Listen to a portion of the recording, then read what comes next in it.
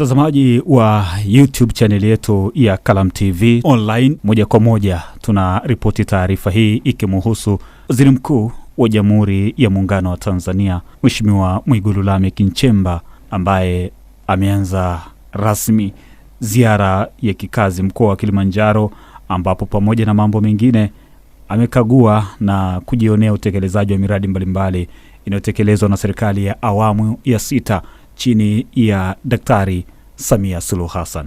Akiwa katika wilaya ya Same mkoani Kilimanjaro, waziri mkuu akapokelewa na mamia ya wakazi wa wilaya hiyo pamoja na mkoa wa Kilimanjaro kwa ujumla, ambapo pamoja na mambo mengine ni kwamba waziri mkuu Mheshimiwa Mwigulu Nchemba ametoa maagizo ya mwananchi kuweza kulipwa hapo hapo kwa sababu ya kile ambacho aliweza kukiwasilisha.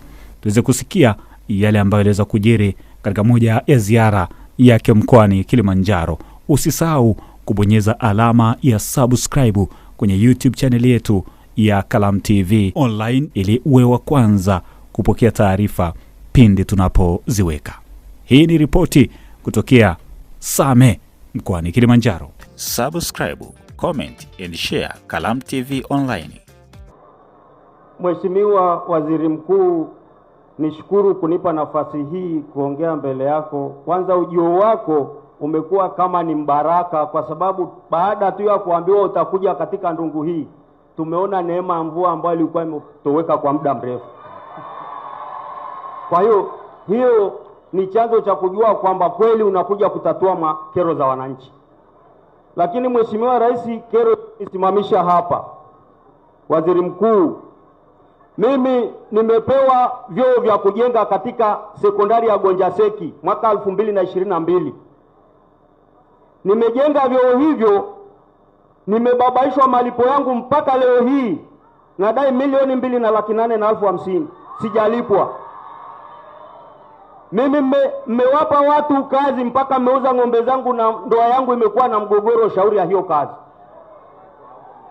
Kwa hiyo Waziri Mkuu, timu yote wa wilaya, mkuu wa wilaya anajua, sijui mkurugenzi nini, lakini kuna mhandisi mmoja aliondoka, alishawahi kuniomba rushwa, nikamwambia sitoi rushwa wala sipokei rushwa.